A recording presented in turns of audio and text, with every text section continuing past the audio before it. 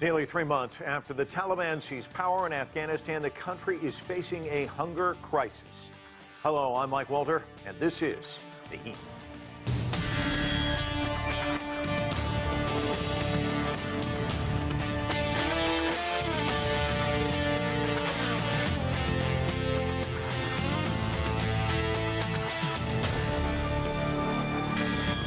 Afghanistan is now considered among the world's worst humanitarian crises.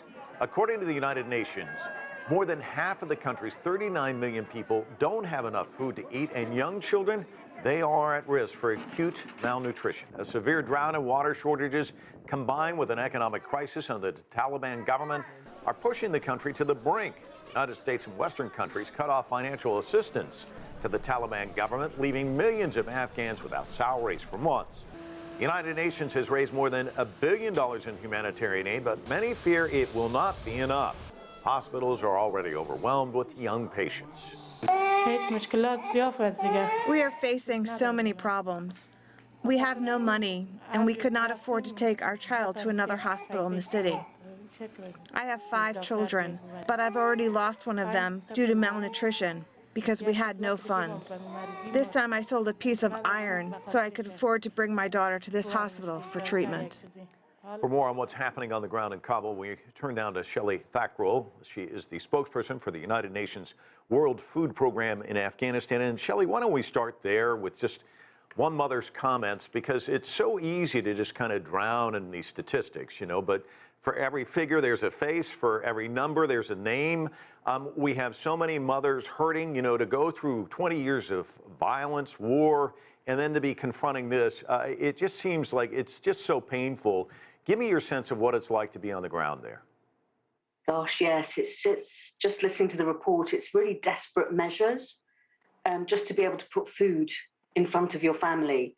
And stories of that particular mother is just echoing around the country right now. People will have sat down, it's the start of their weekend, and they probably have absolutely nothing to look forward to. It's winter, it's cold. There have been, as your reporter quite rightly pointed out, people resorting to these desperate measures of selling whatever they have, household items, just to find food. And right now, the World Food Programme across all 34 provinces, we are working 24/7 because we know that number right now, 22.8 million, half of the population of Afghanistan, plus this includes 3.2 million children who are severely malnourished. Now, we don't want images of emaciated children to be that enduring image of Afghanistan. Shelley, I know that you have to steel yourself for events like the one you're undertaking right now. I mean, you have to prepare mentally for what you're going to see, but how does it stack up with what you really are seeing on the ground? I mean, when we look at these numbers, 24 million Afghans, about 60% of the population facing acute hunger. What are some of the things you're seeing? I just want to put it into context. They have faced drought, so they've already have been slipping into food insecurity because they've had very little food production. So when you go to distribution sites, when you go to the sites where WFP is giving food assistance, the mothers or the head of households, they look at you and they are so grateful for what assistance you are able to give. They are so thankful. They are very proud people in Afghanistan. It's a real privilege to work here. It's a real privilege to be able to serve the people of this country, because again, the tragedy of what they're all going through, and in some cases absolute extreme measures just to find food. People who we've spoken to who have not been paid, they've lost their jobs. They now scavenge. They scavenge for food. They look for whatever they can behind hotels, behind guest houses, on the streets, dry bread to take home, mothers missing meals, just to be able to put food in front of their children, half rations. I spoke to one colleague today who works as our head engineer. So she works a lot with construction workers, and all of that has stopped now. And she said, I couldn't believe it, Shelley. I had to blink. I met one person who I've been meeting for the last almost 12 months, and he had just lost so much weight. It was like a rake. And this is, somebody who, would have been quite a strong person doing quite hard labor. But this is what a lot of people have been reduced to, very sadly. Among those at risk, of course, we're talking about more than 3 million children under the age of 5. What's your agency doing to try and address this? So we work very closely with UNICEF, and for the prevention and treatment of severe acute malnourished children, we give a very sort of highly fortified food, which is a combination of peanut butter and micronutrients, like a plumpy nut supplement. But including young children, we also need to treat mothers with newborns as well as mothers who are breastfeeding. And that, that early period of a child's life is critical in terms of what diet they are able to eat. It helps with their development. So it is an absolute, sorry, the power just left us for a second. But it is a ground reality that we can't afford for these children to lose another minute of their childhood. So when you do see very poorly nourished children, underweight, who are slipping quite quickly out of the hands of what the healthy lives that they should be living, WFP, UNICEF is doing everything they can to make sure, number one, we prevent it by getting food assistance to these families, and then the treatment is through specially fortified and nutritious food. Shelley, let me ask you about this dichotomy. I mean, we hear these Western governments saying, look, the Taliban, you're not going to get any money unless you respond in the right way. And the plight of women is central to this. As a woman, I want to ask you, what's it been like for you? And, it's one thing to say, look, we're not going to give you money unless you respond well with regards to women and girls. But then a lot of the victims in all of this are women and girls. I mean, we're talking about moms who, as you say, skip meals, young girls who are in need of food. Talk to me about this dichotomy.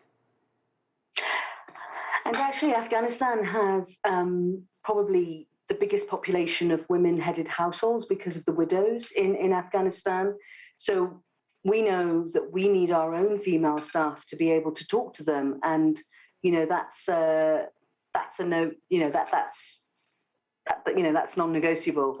And yes, education is imperative, and so is the right to have a job, to live a dignified life, to have food on the table, to continue vocational training, to continue your schooling.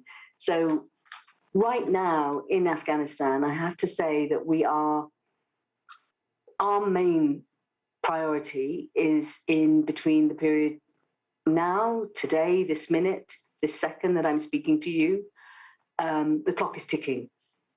Winter is harsh. People, Afghanistan, women, children, mothers, grandmothers, the elderly, they are all in this harsh wake of the winter.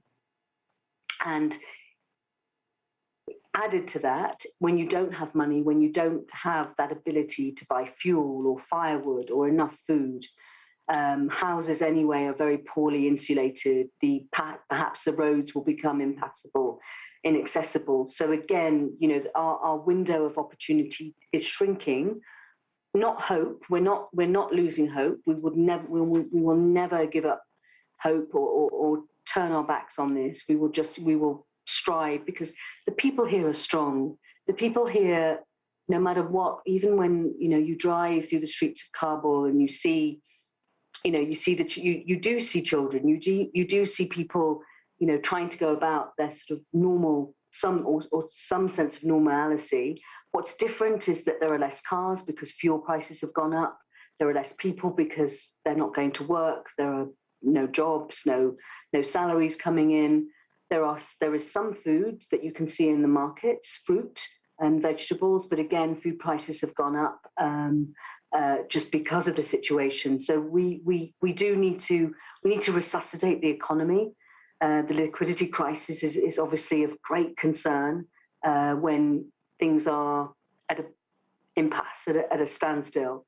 But the World Food Programme, like all the other agencies here, we stand, we really do stand committed. We won't leave, we will stay, and we will make this country strong again. You've talked about hope. You've also talked about fear. What is your hope from the international community? What needs to happen to help the people on the ground there and help you? The generosity, the kindness of countries abroad, countries like the US, the Europe, the Asian countries. I mean, everybody is a friend to the humanitarian community. Anybody who can dig a little bit deeper this year, it's hard. It's been hard for everybody. The pandemic has hit everybody hard, and as the story of Afghanistan has unfolded before people's eyes since August, everybody has been asking, what can we do? What can we do? What you can do is, don't forget Afghanistan. Don't forget the people here. Don't forget the mothers. Don't forget those fathers who are so sad that they can't bring money or food back to their families. And, please, continue to think of this country, continue to support however you can, through donations, through funding, because we need $2.6 billion in 2022. That's $220 million a month to be able to feed people, to be able to save lives. Shelley, thanks so much. Really appreciate it. This week, the Taliban sent an open letter to the U.S. Congress calling on the United States to release more than $9 billion in assets from the Afghan central bank. Those funds have been frozen since the Taliban took control of the government back in August. Joining us now from Germany is Saeed Fahim Sadat. He's a political analyst and former head of the Department of Masters in International Relations at Carleton University. Here in Washington, D.C., Ahmad Shah Mohibi is the founder and president of Rise to Peace. And from Paris, Ahmad Samad served as the Afghan ambassador to France and Canada, and he is a non-resident senior fellow with the South Asia Center of the Atlantic Council. And Ambassador, let's start with you on this open letter to the U.S. Congress. It's interesting. Back last month in October, Deputy U.S. Treasury Secretary Wally Adeyemo has told a Senate committee that he saw no situation where the Taliban would be allowed to access these funds that we're talking about. Give me your sense of how you see this right now. Well, yes, we heard what the Treasury Department said, and now we obviously have a semi-formal request from the Taliban administration in Kabul, at least to the U.S. Congress. And obviously they have made that request to U.S. officials when they've met them in Doha and other places. This is obviously about the reserves, the Afghan central bank reserves that are sitting in Western banks. On one hand, these reserves obviously can help Afghanistan overall, even if you take the Taliban out of the equation, because it could help stabilize the financial situation, the banking situation more importantly, because it all has collapsed since August 15 when Ashraf Ghani fled. And the second thing it can do is reassure business and traders and others to some extent, because there will be liquidity. But the reserves are not meant to be spent on humanitarian assistance. They're just a backup, and they are an insurance policy for a government to use in cases of financial hardship. The real problem is the humanitarian catastrophe that is about to be unleashed on Afghanistan, and the Afghan people and the tens of millions are facing hardship. And for that, I think that we need to continue to bolster at very high speeds the aid and assistance to the most needy people in Afghanistan, children and women and families stranded with no liquidity, no money, and no food. So starvation is a huge problem. And for that to happen, I think that the international community needs to do much more than it already has in order to get food to the Afghan people. Obviously, the Taliban will not be a major part of this because no one wants them to benefit from it. But it's not about the Taliban at this point. It's about the Afghan people. And how do you propose doing that? Because you're right, David Beasley, the executive director of the World Food Program, is describing this as a crisis, a catastrophe. It's only growing with winter just around the corner. What would be the means to get that done? So right now, you have two major pathways to Afghanistan. One is through UN agencies dealing with humanitarian and displacement issues, refugees as well. The other are through major NGOs and small to medium scale NGOs. They're all functioning. Obviously, everybody knows that there's overhead costs. So part of that money that has already been allocated to Afghanistan through pledges made at several conferences are going toward overheads and administrative costs. We need to reduce that, and we need to allocate much more to the Afghan people. The other thing that we need to do is really start a private sector initiatives as well as donations in any way possible through organizations on the ground. So we need to empower Afghan organizations that are credible and that are accountable on the ground as soon as possible. But the international community itself needs to find new ways of helping Afghans, including airdrops. And I think that it's very important. There are certain parts of Afghanistan that are not accessible and need immediate airdrop now that winter is about to set in. Ahmad, we're talking about the despair. Let's talk a little bit about diplomacy. The U.S. government still will not recognize the Taliban government, but now, just recently, they were talking about using Qatar as basically a go-between, a diplomatic representative in the country. Qatari's foreign minister was just in Washington. Let's listen to a little bit of what he had to say. First priority to be addressed with the Taliban is to provide this safe access for humanitarian assistance and ensuring that goes to the right people and not falling into the wrong hands.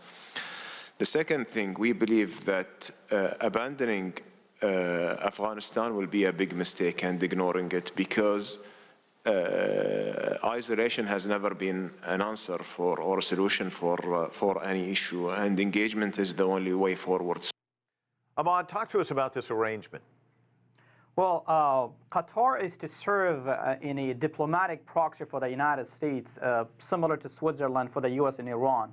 And I think it's logical that the U.S. has chosen Qatar, not only because the Qatar has more leverage and relationships with the Taliban, but it's one of those Gulf states that has more, can be more diplomatically and economically pressure the Taliban and facilitate the U.S. in Afghanistan.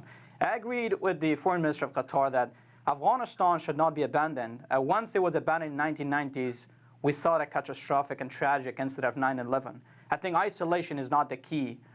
Engagement is the key. What does it mean? That means you have to restart the Afghan peace process, bring the Afghan leaders from neighboring countries and exile, and be part of the government with the Taliban. I do not see a possibility of the U.S. B-52s to go to Afghanistan and wipe up the Taliban. And I also do not see isolation the answer. So Qatar, here are a few major developments in the U.S.-Qatar relation. Number one, as Secretary Blinken mentioned, there will be two agreements that have signed. One, Qatar to provide consular services to the U.S. government. That means there will be an U.S. interest or section in the U.S. Qatar embassy in Kabul, Afghanistan, that will protect U.S. interests in Afghanistan, facilities, and at the same time provide visas and help Afghan allies. And number two was to be a facilitator and provide visas or help the Afghan special immigrant visas. We are talking about thousands of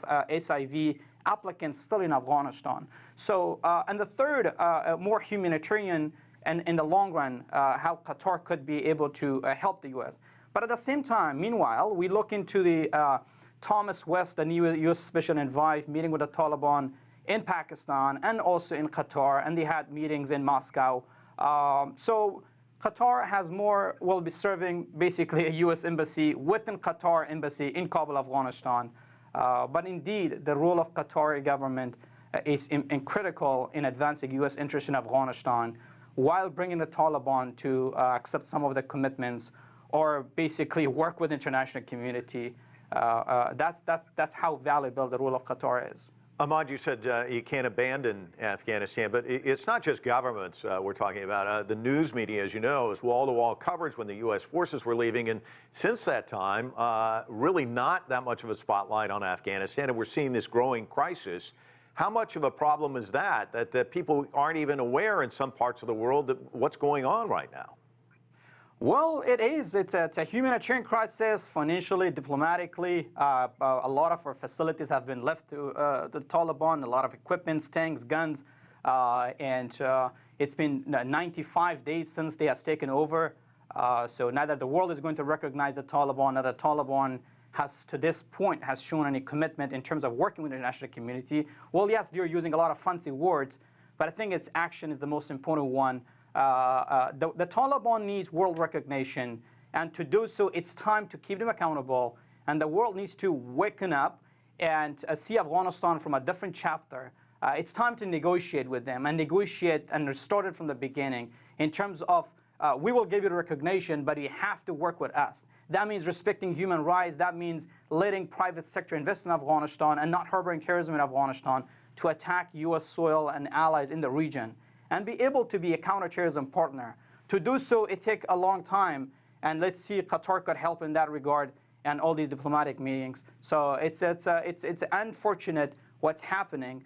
We're talking about 90% of Afghanistan, as of right now, living below the poverty line of $1 a day.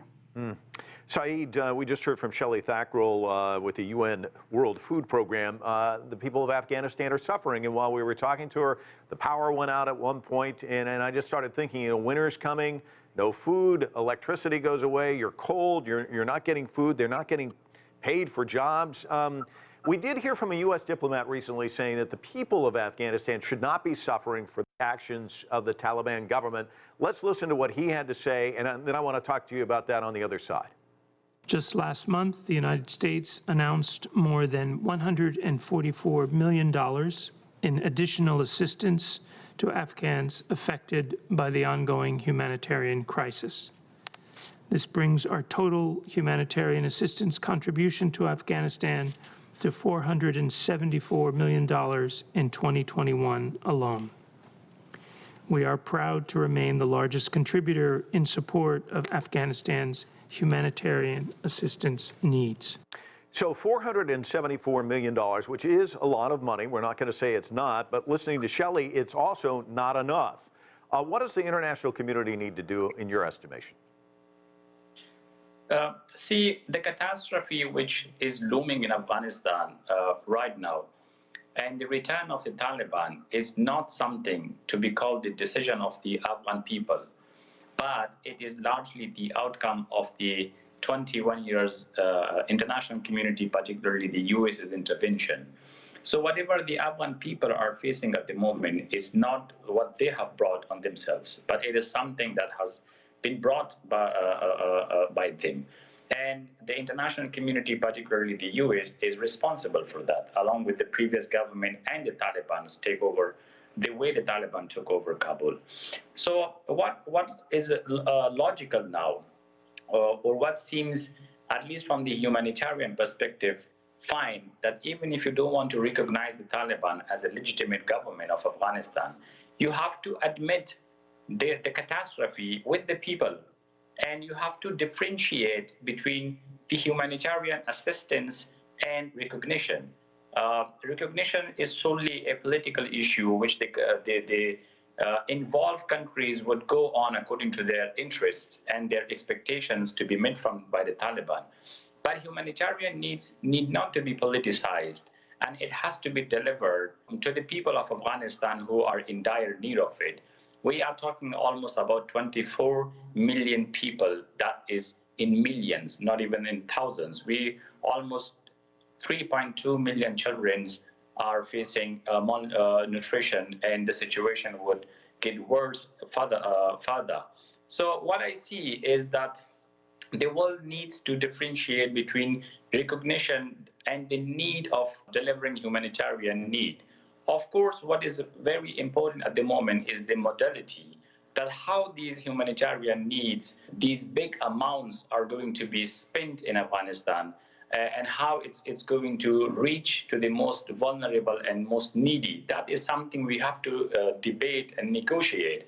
But right now, what is the immediate need of the people of Afghanistan is to deliver the humanitarian need, regardless of what sort of a behavior we see from the Taliban and whether the recognition will come or not. Mm-hmm. But the humanitarian assistance has to be delivered to the people. Yeah, well, Ambassador, the acting foreign minister of Afghanistan was just in Pakistan, and he had harsh words for the United States and NATO. Let's listen to what he had to say.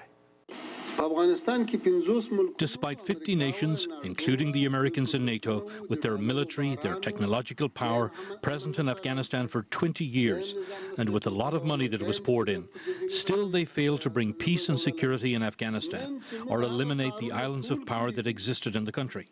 Now that we have done all of this, we have brought all these changes and given assurances to the world. I do not understand what else the world wants from us. Ambassador, he doesn't understand what the world wants from them. At some point, as Ahmad, I think, made the point, you've got to negotiate, you've got to sit down and talk. What does the international community want, and how do we get to that point? Well, I think the acting foreign minister ought to know, and I'm sure he does know what the world wants. They're playing politics. They're negotiating. This is another way of negotiating without sitting at the table. And the world, meaning the different camps in the international community, because there's a Western camp that I think is somewhat unified on what it wants, and we can get into that. And then there's a regional camp, a neighborhood included, and then you have the third parties.